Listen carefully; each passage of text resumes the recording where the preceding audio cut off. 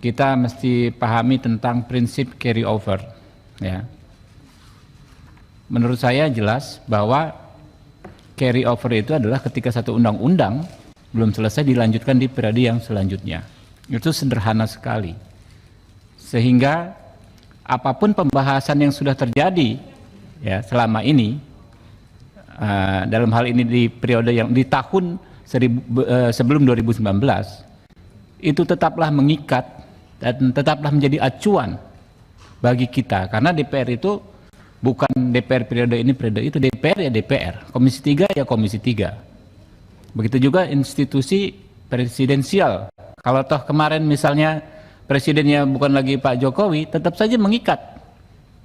Jadi prinsip carry over seperti itu. Sehingga ketika kita bicara soal pentahapan, sudah selesai di tingkat pertama.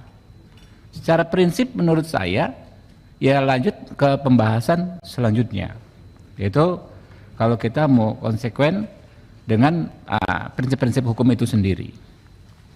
Yang kedua, ya tentu walaupun saya nggak ikut membahas ya di periode yang lalu, saya sangat mengapresiasi ada beberapa pengaturan penting ya.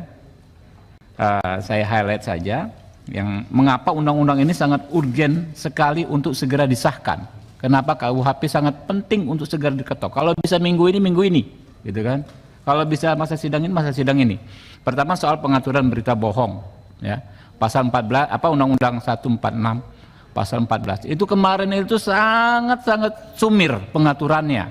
Sehingga banyak orang yang berpendapat tapi pendapatnya berbeda dengan penguasa dijerat dengan pasal itu.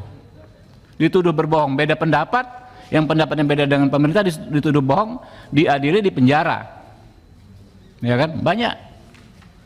Padahal orang hanya berpendapat. Kita tidak ingin itu terjadi lagi. Nah, makanya di pengaturan yang baru, parameternya kan jelas. Kalau yang di lama itu keonaran. Keonaran itu nggak jelas definisinya apa. Tapi kalau kerusuhan, kalau kita baca KBBI, huru-hara, pembakaran gedung dan lain sebagainya, jelas gitu loh.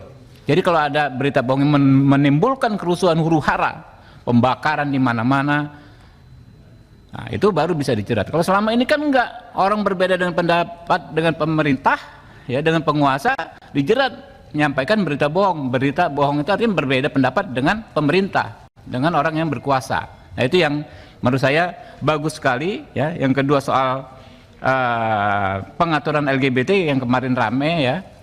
Faktanya apa yang disampaikan Pak Wamenkumham dengan Pak Mahfud itu sama, nggak bertentangan gitu loh.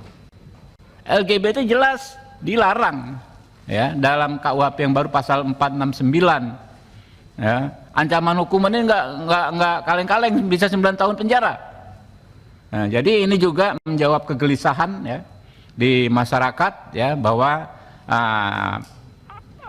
perilaku-perilaku yang menyimpang dari norma-norma di masyarakat itu bisa ditindak tegas agar tidak mewabah. Mungkin itu dari saya. Jadi saya pikir ya kita perlancar dan permudah nih. Ini kabar baik bagi penegakan hukum Indonesia nih. Pengesahan RKUHP ini kabar baik bagi penegakan hukum Indonesia. Terima kasih.